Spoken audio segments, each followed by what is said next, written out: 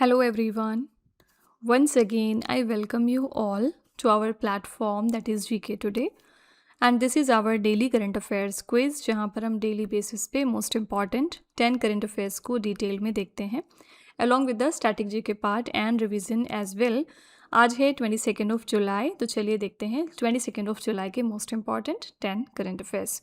So without taking any further time, let's get started. The first question is the MH-60R Seahawk helicopter is developed by which country. आपको बताना है ये Seahawk helicopters कौन सी country के हैं।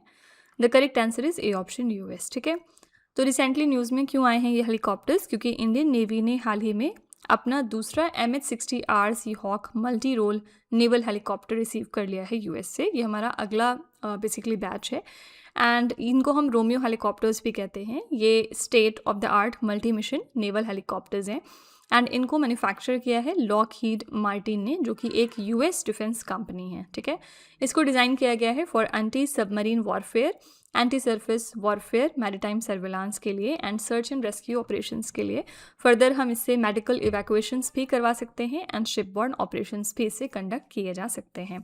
तो ये सर्व करता है as the US Navy's primary anti submarine and surface warfare helicopter. ठीक है, तो डू रिमेंबर कि MH-60R, यहाँ पर R का फुल फॉर्म क्या बताया? रोमियो। ठीक है, MH-60 Romeo Seahawk helicopters US के हैं एंड रिसेंटली ये न्यूज़ में आए क्योंकि इंडिया ने अपना एक अगला हेलीकॉप्टर भी इससे परचेज कर लिया है। ठीक है, इंडियन नेवी की बाय द वे फॉर्मेशन कब हुई थी? 1950 में हुई थी एंड INS विक्रमादित्य इंडिया का पहला एयरक्राफ्ट कैरियर था। ठीक है, तो ये जो MH-60R होते हैं ना, ये हेलीकॉप्टर्स एंटी सबमरीन और एंटी सरफेस मिशंस के लिए हम यूज़ करते हैं एंड इसमें advanced sonar as well as radar systems implemented होते हैं। ठीक है, लॉकहीड मार्टिन की बात करेंगे तो ये एक अमेरिकन एरोस्पेस और डिफेंस कंपनी है जो फाइटर जेट्स और मिसाइल्स को डेवलप करती है।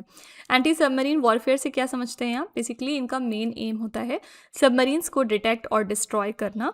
इसमें सोनार सिस्टम्स, टॉर्पेडोज और हेलीकॉप्टर्स जैसे MH-60R का यूज़ होता है। ठीक है, एंड यहाँ पर करेक्ट आंसर था A option US। Fine, coming to next question. India's first and deepest geothermal wells were commissioned in which state or the union territory? ये कोई भी चीज़ जब पहली बार होती है ना इंडिया के अंदर, तो वो क्वेश्चन डबल इंपॉर्टेंट हो जाता है आपके एग्जाम के लिए।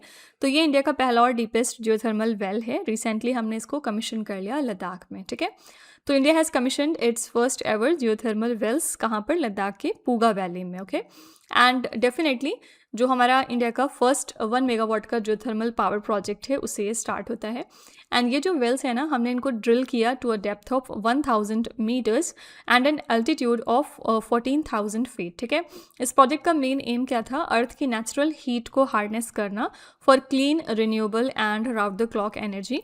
ये इनिशिएटिव हमारा सपोर्ट करता है इंडिया का रिन्यूएबल एनर्जी गोल। साथ ही जो हमारा विज़न हमने क्रिएट किया था नेट ज़ीरो का, उसको अचीव करने में ये इनिशिएटिव हेल्प करेगा। साथ ही इससे हम एक कार्बन न्यूट्रल फ्यूचर एक्सपेक्ट कर सकते हैं। ठीक है, तो ये इंडिया के पहले और डीपेस्ट जियोथर्मल वेल्स हैं। रिसेंटली हमने इनको कमीशन किया लद्दाख के पूगा वैली में। देखिए, ये जो जियोथर्मल एनर्जी है ना, ये अर्थ के इंटरनल हीट से डेवलप किए जाते हैं। आइसलैंड दुनिया का टॉप मोस्ट कंट्री है जहाँ पर जियोथर्मल पावर सबसे ज़्यादा यूज़ होता है। ठीक है, and geothermal power plants generally 24/7 आपको क्लीन एनर्जी प्रोवाइड करते हैं। ठीक है, पूगा वैली की बात करेंगे, लद्दाख में है ये एंड ये हाई एल्टीट्यूड डेजर्ट रीजन है। ये वैली जियोलॉजी स्टडीज़ के लिए इंपॉर्टेंट जियोथर्मल साइट भी माना जाता है। लद्दाख की खासियत उसके कोल्ड डेजर्ट क्लाइमेट और हाई माउंटेन रेंजेस हैं। ठीक है, रिन्यूएबल एनर्जी के बारे में बहुत बार हम बात कर चुके हैं। ये जो रिन्यूएबल एनर्जी सोर्सेज होते हैं कौन कौन से हैं? लाइक सोलर, विंड, हाइड्रो और जियोथर्मल। खास बात क्या है? ये सारे आपके रिसोर्सेज सस्टेनेबल होते हैं। सोलर एनर्जी इंडिया में fastest growing renewable energy source है and renewable energy carbon emissions में काफ़ी ज़्यादा हमें हेल्प करते हैं उसको रिड्यूस करने में। ठीक है, एंड नेट ज़ीरो की हमने यहाँ पर बात करी। What do you understand by the term net zero?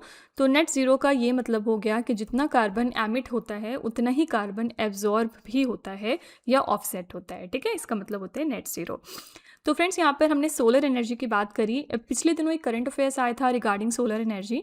Do remember कि इंडिया सेकेंड लार्जेस्ट मार्केट बन गया है in terms of solar energy. ठीक है, एंड इसी के साथ हमने one of the most powerful country US को सरपास कर लिया है। तो हमने US को पीछे छोड़ा in terms of largest solar market तो हम सेकेंड पोजीशन पर अब इस मामले में आ चुके हैं एंड फर्स्ट पर कौन सी कंट्री है? This is the country China. China दुनिया की सबसे बड़ी सोलर मार्केट कंट्री है। ओके, लद्दाख के बारे में डू रिमेंबर कि यहाँ पर अभी तक सिर्फ 2 डिस्ट्रिक्ट्स हुआ करते थे and these districts were Leh and Kargil, but अब यहाँ पर 5 और नए डिस्ट्रिक्ट्स क्रिएट होंगे एंड अब यहाँ पर टोटल डिस्ट्रिक्ट्स हो जाएंगे 7। ये भी आपका लेटेस्ट करंट अफेयर्स है। ओके, एनीवेज चलिए हम थोड़े नेशनल करंट अफेयर्स रिवाइज कर लेते हैं इसी के साथ। The first question is international anti corruption day is observed every year on which day? International anti corruption day हम हर साल ऑब्जर्व करते हैं 9 दिसंबर को। The Videsh Sampark programme recently organised in Jaipur is an initiative of which ministry? ये programme recently Jaipur में हुआ and ये initiative था मिनिस्ट्री ऑफ एक्सटर्नल अफेयर्स का। Kavach is an automatic train protection system developed by which organization? ये डेवलप किया है RDSO ने, means research design and standards organization ने। National test house was established under which ministry? तो नेशनल टेस्ट हाउस को establish किया गया under ministry of consumer affairs, food and public distribution. The Rung community that was recently seen in the news is primarily found in which Indian state? The answer is Uttarakhand. Paimana portal is operated by which ministry? ये portal operate होती है by ministry of statistics and programme implementation. Last है Sampann portal, it functions under which ministry? So it functions under communication ministry. ठीक है, ये हमारे कुछ national news हो गए। Now coming to third question, Where was the 4th edition of National Conference on Responsible Business Conduct 2026 held? ये 4th edition था इस कॉन्फ्रेंस का, रिसेंटली ये कंडक्ट किया गया न्यू दिल्ली में। ठीक है, A option is the right answer. And इसको ऑर्गेनाइज किसने किया है? SBE ने, means school of business environment ने, Indian institute of corporate affairs ने, which works under ministry of corporate affairs. And ये जो कॉन्फ्रेंस था इसमें हमारा मेन फोकस क्या था? Environmental, social and governance practices को इम्प्रूव करना, साथ ही रिस्पॉन्सिबल बिजनेस कंडक्ट करना फॉर विकसित भारत। ठीक है, तो यहाँ पर डू रिमेंबर ये 4th नेशनल कॉन्फ्रेंस थी on responsible business conduct, recently ये न्यू दिल्ली में ऑर्गेनाइज हुई है। Now talking about IICA means Indian Institute of Corporate Affairs, तो डू रिमेंबर ये मिनिस्ट्री ऑफ कॉर्पोरेट अफेयर्स के अंडर में काम करती है एंड ये मेनली कॉर्पोरेट गवर्नेंस और बिजनेस लॉज में आपको ट्रेनिंग देते हैं। ठीक है, कहाँ पर है ये बॉडी? ये हरियाणा के गुड़गांव में लोकेटेड है। ठीक है, देखिए जो आपके ESG होते हैं ना, means environmental, social and governance, इससे जो मैट्रिक्स है ना, ये कंपनियों की सस्टेनेबिलिटी और उसकी एथिक्स को मेज़र करते हैं। इन्वेस्टमेंट डिसीजंस में ESG फैक्टर्स का काफ़ी इंपॉर्टेंस होता है एंड ESG 3 पिलर्स हैं आपके, पर्यावरण, सामाजिक जिम्मेदारी और गवर्नेंस। ठीक है, बात करेंगे RBC की। What is this? Responsible business conduct. इसका मेन एम होता है फेयर और एथिकल बिजनेस प्रैक्टिसेस को प्रमोट करना। इसमें ट्रांसपेरेंसी, अकाउंटेबिलिटी और स्टेक होल्डर इंगेजमेंट शामिल होता है। ग्लोबल कॉम्पैक्ट जैसे फ्रेमवर्क्स RBC को इनकरेज करते हैं। ठीक है, so A option is the right answer. By the way, इस साल की शुरुआत में न्यू दिल्ली में कौन सी एक इंपॉर्टेंट समिट हुई थी? This was the AI impact summit. ठीक है, एंड डू रिमेंबर कि इस साल तो ये न्यू दिल्ली में हुई इंडिया के अंदर, बट नेक्स्ट ईयर मीन्स 2027 में AI इम्पैक्ट समिट कहाँ पर होगी? स्विट्जरलैंड के जेनेवा शहर में। वेन्यू ऑलरेडी डिसाइडेड है। ठीक है, तो ये क्वेश्चन भी याद रखिएगा। Fine, coming to fourth question, Anna Sagar lake that was recently seen in the news is located in which Indian state? ये लेक कहाँ पर है? The correct answer is D option, Rajasthan. ठीक है, न्यूज़ में क्यों आई ये लेक? क्योंकि रिसेंटली यहाँ पर बहुत सारे फिशेस की डेथ हो गई है एंड ये एक तरह की आर्टिफिशियल लेक है जो राजस्थान के अजमेर में लोकेटेड है। इस लेक को बनवाया किसने था? अर्नो राजा चौहान ने, बिटवीन 1135 टू 1150 AD, जहाँ पर इन्होंने लावा नावरी, जिसको मल्यूनी रिवर कहते हैं, उसको डैम करके क्रिएट किया था ये। एंड इसका नाम भी फिर बाद में जाके अर्नो राजा चौहान जी के ऊपर रखा गया, who was the grandfather of Prithviraj Chauhan. ठीक है, तो इस लेक में आपको सेंट्रल आइलैंड मिल जाएंगे which are accessible by boat as well. Okay, तो न्यूज़ में क्यों आया अगेन? क्योंकि यहाँ पर लार्ज नंबर ऑफ फिश की डेथ हुई है फॉर सम रीज़न एंड इस वजह से काफ़ी चर्चे में बना था। देखिए बहुत सारे लेक्स, टेम्पल्स, ओशंस, माउंटेन्स होते हैं, but those lake which come into news for some reason, आपको वही लेक की लोकेशन, टेम्पल की लोकेशन याद रखनी होती है। ठीक है, so this lake lies in the state of Rajasthan. D option is the correct answer. Fine, anyways चलिए हम थोड़े लोकेशंस चेकआउट कर लेते हैं डिफरेंट प्लेसेस के। The very first question is mount Lewotobi Laki that was recently erupted is located in which country? Again ये mountain अब news में आया बिकॉज इट इरप्टेड रिसेंटली, तो ये कहाँ पर लोकेटेड है? We have to know that it lies in Indonesia. Next is Sinhagad fort that was recently seen in the news is located in which Indian state? ये fort है महाराष्ट्र में. Axial Seamount that was recently seen in the news is an underwater volcano located in which ocean? ये एक under water volcano है जो कि है कहाँ पर? पैसिफिक ओशन में. पैसिफिक ओशन पूरी दुनिया का सबसे बड़ा ओशन है, हमारे 5 ओशंस में से. The Panama canal that was recently seen in the news connects which 2 oceans? ये कैनल कनेक्ट करता है अटलांटिक ओशन को पैसिफिक ओशन के साथ.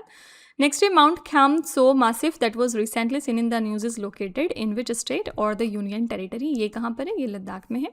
रास Laffan gas facility recently seen in the news due to explosion is located in which country? ये है Qatar में. नेक्स्ट है Hussain Sagar lake is located in which country? ये है हैदराबाद में. ठीक है, कतर आपने जैसे ही देखा आपको याद आना चाहिए कि ये रिसेंटली 8th नंबर की कंट्री बन गई है जिसने हमारे यूपीआई को अडॉप्ट किया. ठीक है, एंड हमारी सबसे लेटेस्ट एंड 9th नंबर की कंट्री जिन्होंने यूपीआई को अडॉप्ट कर लिया है, this is the country Cambodia. Fine. Anyways question number 5 पे चलते हैं. Who has been appointed as the new chairperson of the National Commission for Minorities? तो नेशनल कमीशन फॉर माइनॉरिटीज़ के लिए हमारे नए चेयरपर्सन कौन बनाए गए? इनका नाम है मिस्टर हरजीत सिंह ग्रेवाल. ठीक है, A option is the right answer.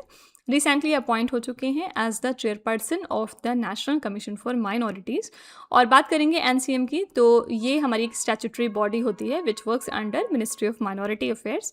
And ये स्टैट्यूटरी बॉडी बनी थी through the national commission for minorities act of 1992. ठीक है, इनका काम क्या होता है? ये सेंट्रल और स्टेट गवर्नमेंट को अपनी एडवाइस देते हैं on the welfare and the development of minority communities. ठीक है, एंड 6 हमारी कौन सी नोटिफाइड माइनॉरिटी कम्युनिटीज़ हैं? These are Muslim, Christian, Sikh, Buddhist, Parsis, Jain. Okay, and इस कमीशन में एक चेयरपर्सन होते हैं, वाइस चेयरपर्सन होते हैं, 5 और मेंबर्स होते हैं जिनको कि सेंट्रल गवर्नमेंट नॉमिनेट करती है. ठीक है, तो नेशनल कमीशन फॉर माइनॉरिटीज़ के नए चेयरपर्सन है मिस्टर हरजीत सिंह ग्रेवाल. नाम याद रखिएगा इनका, बहुत ही इंपॉर्टेंट है. Okay, national commission for minorities जो है एनसीएम एक्ट 1992 में बना था, जो इसे स्टैट्यूटरी बॉडी बनाता है. ठीक है, एंड हमने बात करी कि कौन कौन से 6 हमारे नोटिफाइड माइनॉरिटीज़ हैं. 6 मेजॉरिटी पंजाब में रहते हैं पर नेशनल माइनॉरिटी कंसीडर्ड हैं. एंड पारसीज ज़ोरोस्ट्रियन रिलीजन फॉलो करते हैं जो ईरान से आई कम्युनिटी है. फाइन, तो यहाँ पर A option is the right answer. Coming to 6th question.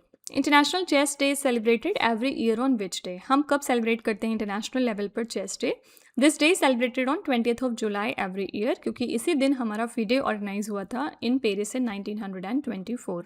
Purpose क्या होता है इस दिन को सेलिब्रेट करने का? ताकि हम चेस को प्रमोट कर सकें, इंक्लूसिविटी एंड ग्लोबल हार्मनी इसकी बढ़ा सकें.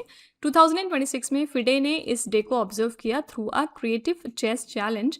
एंड फिडे इसके अलावा होस्ट कर रहा है ग्लोबल पैनल डिस्कशन को on the role of chess in driving social change including its use in communities and presence. ठीक है, तो do remember international chess day हम मनाते हैं 20th of July को. 18th of July को हमने कौन सा डे सेलिब्रेट किया था? Nelson mandala day. ठीक है, क्योंकि इस दिन इनकी बर्थ एनिवर्सरी होती है. फाइन, इसी के साथ चलिए हम इंपॉर्टेंट डेज एंड थीम्स के क्वेश्चंस देख लेते हैं. The first question is where was the 3rd session of the council of the international organisation for marine aids to navigation inaugurated? ये 3rd सेशन था इस काउंसिल का. रिसेंटली इसका inauguration Mumbai में हुआ है. नेक्स्ट है which Indian city is the host of international poetry festival 2025? कौन सी सिटी होस्ट थी इसके लिए? The answer is Kolkata.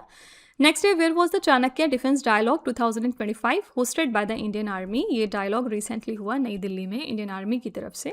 World puppetry day celebrated on which day every year? ये हम हर साल 21st of March को सेलिब्रेट करते हैं. Which city is the host of Wings India 2026 which is Asia's largest civil aviation event? Wings India के लिए venue था Hyderabad. Biofacts 2026, the world's largest trade fair for organic product was held in which country? The answer is Germany. International Olympic Day is observed every year on which day? International Olympic Day हम मनाते हैं 23rd of June को. ठीक है, Coming to 7th question. The World Artificial Intelligence Cooperation Organization is headquartered in which city? आपको बताना है कि इस ऑर्गेनाइजेशन का हेडक्वार्टर कहाँ पर है. The answer is B option, Shanghai में. ठीक है, तो हुआ क्या है, 29 कंट्रीज़ ऐसी हैं जिन्होंने रिसेंटली एक एग्रीमेंट साइन कर लिया है इन शंघाई कि वो इस्टेब्लिश करेंगे world artificial intelligence cooperation organization वाइको. ठीक है, तो ये एक तरह का independent inter governmental international organization होने वाला है जिसका हेडक्वार्टर चाइना के शंघाई में लोकेटेड रहेगा. एंड इसको पहली बार चाइना ने प्रपोज किया था जुलाई 2025 में. इस ऑर्गेनाइजेशन का मेन एम क्या रहेगा? इंटरनेशनल कोऑपरेशन को प्रमोट करना, ग्लोबल गवर्नेंस को बढ़ाना in terms of artificial intelligence and it is guided by the purposes and the principles of United nation charter. And साथ ही ये फॉलो करेगा प्रिंसिपल्स ऑफ एक्सटेंसिव कंसल्टेशन को, जॉइंट कंट्रीब्यूशन को, शेयर्ड बेनिफिट्स को and a people centred approach को। ठीक है, तो डू रिमेंबर इसका हेडक्वार्टर कहाँ पर रहने वाला है, चाइना के शंघाई शहर में। एंड रिसेंटली 29 कंट्रीज़ ने ये एग्रीमेंट साइन किया है कि वो इस ऑर्गेनाइजेशन को क्रिएट करने वाले हैं। ओके, शंघाई चाइना की सबसे बड़ी सिटी है बाय द वे, पॉपुलेशन के अकॉर्डिंग अगर आप देखेंगे तो। शंघाई एक मेजर ग्लोबल फाइनेंशियल सेंटर भी माना जाता है। एंड आर्टिफिशियल इंटेलिजेंस के बारे में कई बार हम बात कर चुके हैं। एआई मशीन्स को ह्यूमन लाइक इंटेलिजेंस देने की टेक्नोलॉजी का नाम है। एंड इसमें मशीन लर्निंग और डीप लर्निंग दो इंपॉर्टेंट सब फील्ड्स हैं। इसका यूज़ हम हेल्थ केयर, फाइनेंस और ट्रांसपोर्टेशन जैसी इंडस्ट्रीज में करते हैं। ठीक है, so here the right answer is B option. Coming to 8th question now. What is the name of the scheme launched by the government for redevelopment and modernization of railway stations across the Indian Railways network? तो इस scheme का क्या नाम रखा गया है जिसमें decide हुआ है कि रेलवे स्टेशंस को रीडेवलप और मॉडर्न किया जाएगा? The correct answer is B option, Amrit Bharat station scheme. ठीक है, तो प्राइम मिनिस्टर मोदी जी ने रिसेंटली वर्चुअल तरीके से इनॉग्रेट कर दिया है 75 रीडेवलप्ड रेलवे स्टेशंस को in across 20 states under this scheme. And इस स्कीम को 2022 में लॉन्च किया था मिनिस्ट्री ऑफ रेलवेज ने। मेन एम क्या था इसका? Long term development and modernization of railway stations across the Indian railways network. ठीक है, तो ये बेस्ड है on the station specific master plans और इसमें फेज्ड इम्प्लीमेंटेशन होगा as per the local needs. साथ ही ये प्रमोट करता है one station one product initiative को, ताकि जो वहाँ के लोकल प्रोडक्ट्स हैं उनको हम सपोर्ट कर सकें एंड स्टेशन की एस्थेटिक्स बेस से कहीं ना कहीं इम्प्रूव हो जाएगी। ठीक है, तो यहाँ पर करेक्ट आंसर है B option, Amrit Bharat station scheme. To remember ये अभी की स्कीम नहीं है, 2022 में ये लॉन्च की गई थी। ओके, बात करेंगे यहाँ पर इंडियन रेलवेज़ की। तो इंडियन रेलवेज़ दुनिया की सबसे बड़ी रेल नेटवर्क में से एक है। पहली रेल लाइन हमारी 1853 में चली थी, मुंबई से लेकर ठाणे तक। ठीक है, and one station one product की बात करेंगे तो OSOP इनिशिएटिव लोकल प्रोडक्ट्स को प्रमोट करता है। ये स्टेशन के आसपास की इकोनॉमी को भी बूस्ट करता है एंड इससे रीजनल हैंडीक्राफ्ट्स और फूड आइटम्स को काफ़ी ज़्यादा अट्रैक्शन मिलता है। ठीक है, तो करेक्ट आंसर यहाँ पर बी ऑप्शन। चलिए हम थोड़ी गवर्नमेंट स्कीम्स भी रिवाइज कर लेते हैं इसी के साथ। द फर्स्ट क्वेश्चन इज मुख्यमंत्री कन्या सुमंगला योजना is a scheme of which Indian state? मुख्यमंत्री कन्या सुमंगला योजना कौन से स्टेट की स्कीम है? The answer is Uttar Pradesh. Next है PM Vishwakarma scheme was launched by which ministry? ये लॉन्च किया था मिनिस्ट्री ऑफ MSME ने, means micro small and medium enterprises ने। नेक्स्ट है the scheme for promotion of international cooperation for Ayush is implemented by which ministry? It is implemented by Ayush ministry. What is the primary objective of PM Asha scheme? इसका main objective क्या था? To ensure remunerative prices to the farmers through minimum support price. Next, a mutual credit guarantee scheme for MSMEs is implemented by which organization? It is implemented by National Credit Guarantee Trustee Company Limited, NCGTC. The Viksit Udan initiative recently launched by the Government of India is the next phase of which government scheme? ये next phase है हमारे उड़ान का, means उड़े देश का आम नागरिक स्कीम का। And last day, which state government has launched the Raithanna Mikosam initiative to strengthen farmer welfare? The answer is Andhra Pradesh. ठीक है, ये हमारी कुछ गवर्नमेंट स्कीम्स हो गई जो ऑलरेडी पहले हम पढ़ चुके हैं, बट ये हम दोबारा से इनको रिवाइज कर रहे थे। क्वेश्चन नंबर 9 है the 58th edition of international chemistry olympiad 2026 was held in which country? ये 58th एडिशन था इंटरनेशनल केमिस्ट्री ओलंपियाड का, रिसेंटली ये ऑर्गेनाइज हुआ है उज्बेकिस्तान में। ठीक है, तो यहाँ पर इंडिया ने बेस्ट एवर परफॉर्मेंस दी है इस इवेंट पर। एंड चारों जो हमारे इंडिया के पार्टिसिपेंट्स थे इन्होंने गोल्ड मेडल जीता।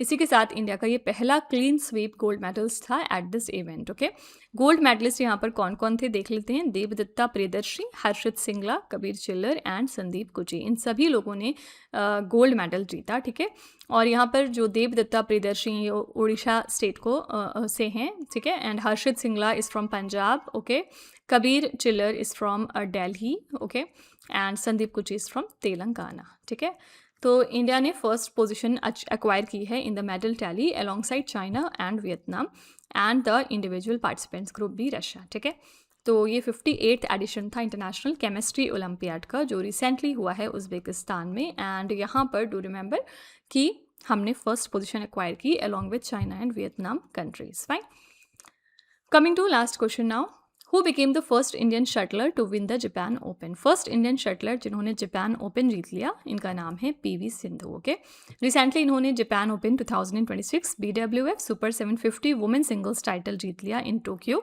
इन्होंने फाइनल्स में हराया था अकाने यामागुची को, who is from the country Japan. ठीक है, एंड इसी के साथ ये फर्स्ट इंडियन शटलर बन गई जिन्होंने जापान ओपन जीता है। सो इनका ये पहला सुपर 750 टाइटल है एंड इन्होंने ये अनाउंस किया कि ये विक्ट्री इनकी बिगेस्ट टाइटल रही since winning the BWF world championships in 2019। Fine. PV Sindhu के बारे में बहुत सारे इनके अचीवमेंट्स हैं, जैसे कि इन्होंने 2016 के रियो ओलंपिक्स में सिल्वर मेडल जीता था इंडिया के लिए। वह वर्ल्ड चैम्पियनशिप्स में 2019 में गोल्ड मेडलिस्ट बनी थी। एंड यहाँ पर बात कर लेंगे बैडमिंटन वर्ल्ड फेडरेशन की BWF, तो ये बैडमिंटन का इंटरनेशनल गवर्निंग बॉडी है। ये ऑर्गेनाइजेशन बैडमिंटन रूल्स और टूर्नामेंट्स को रेगुलेट करता है। ठीक है, तो यहाँ पर चलिए हम थोड़े स्पोर्ट रिलेटेड न्यूज़ भी एक बार रिवाइज कर लेते हैं। The first question is Aliza Healy, who recently announced her retirement from all forms of international cricket, belongs to which country? Aliza Healy ने अपना रिटायरमेंट अनाउंस किया from international cricket and she is from Australia. Which tennis player won the Australian Open men's singles title 2026? The winner is Carlos Alcaraz and he is from the country Spain. ठीक है, इन्होंने finals में किसको हराया था? Novak जोकोविच को, जो कि सर्बिया के प्लेयर हैं। नेक्स्ट है Aishwarya Pratap Singh Tomar won which medal in the men's 50 metre rifle 3 positions at Asian shooting championship 2026। यहाँ पर इन्होंने गोल्ड मेडल जीता है। Ethan Vaz who recently became India's 96 number of chess grand master belongs to which Indian state? He is from Goa. There was International Association of Ultra Runners 24-hour Asia and Oceania Championships held. ये event हुआ है Japan में।